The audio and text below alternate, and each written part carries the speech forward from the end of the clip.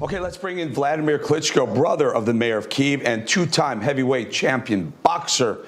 Wladimir, thank you for joining us. Wladimir, last time we had you on with your brother, and the two of you were it's probably maybe 6 weeks ago, 5-6 weeks ago, you were very angry. You were angry at Vladimir Putin. You're angry at the Russian people. We have the hindsight of a lot of destruction in Ukraine. Tell us where you stand now towards the people of Russia and specifically towards Vladimir Putin.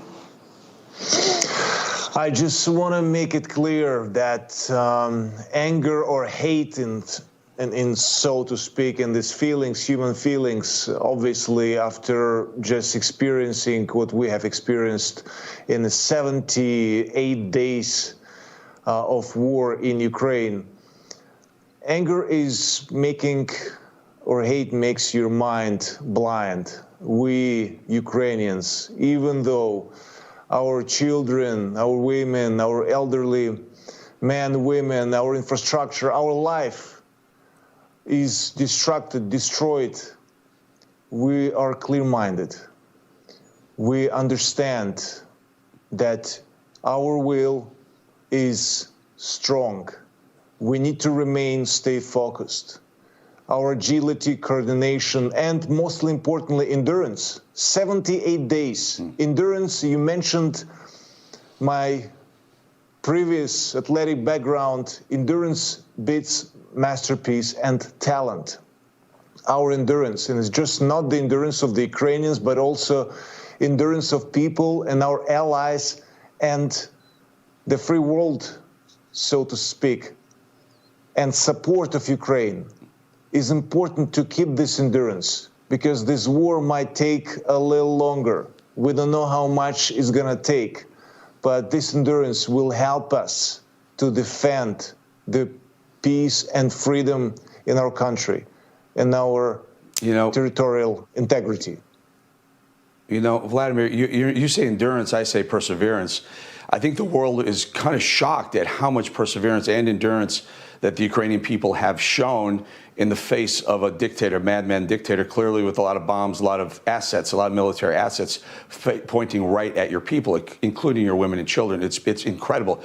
You are defending democracy. For someone like me who hates war, I don't believe America should get involved in wars that don't affect our shores. I'm a libertarian. However, when a dictator attacks a democracy on a global level, it's something we need to support, and that's where I stand. The reason why I bring this up, Wladimir, is as recently as last night, a major television host, I'll say it, Tucker Carlson, went off on American politicians, conservatives on my party, for supporting you, saying that this is not something we should be doing, almost calling them warmongers. Meanwhile, there are people dying. I think there is a line, there's a difference between just supporting something that you don't believe in and a true defense of democracy. What do you say to people like Tucker Carlson and those who say don't support Ukraine in their efforts to protect themselves?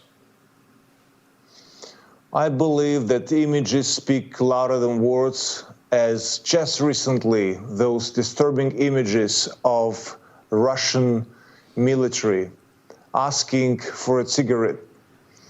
Ukrainians, civilians that were stopped for a moment, and after they got what they asked for, 2 Ukrainian civilians kept walking, and they were shot in the back, cowardly, shot in the back. And then to hear something that it's so-called special operation from Russian President Putin, that's this invasion on Ukraine being called in the beginning, and that only military going to be targeted. We understand this is completely wrong message. Whatever Russia says, they do just the opposite. If they say they don't kill and don't invade any country, it's just exactly the opposite what is happening now in Ukraine. And that's why I believe that images speak louder than words. I saw those images this morning that videotaped, and just the story that I explained about 2 Ukrainians being shot in their back, 2 civilians by the Russian military forces. I believe those videos must be seen by those people that say, no, we shouldn't support democracy in Ukraine or Ukraine in general. And that's probably the best answer. that they need to be seeing that. Again, there's a difference between having that empathy and sympathy and compassion for what you're going through, and then the other side, which is the true democracy. To protect democracies around the world really should be something that we're interested in, at least financially supporting it. Wladimir Klitschko, always great to have you on the show. Thank you. Stay safe. Best to your brother, who's the mayor of Kyiv. Best to all the Ukrainian people. Again, please be safe. Thank you.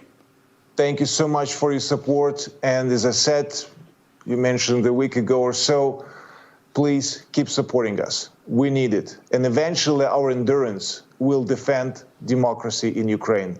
And eventually going to be peace in Ukraine. Thank you so much.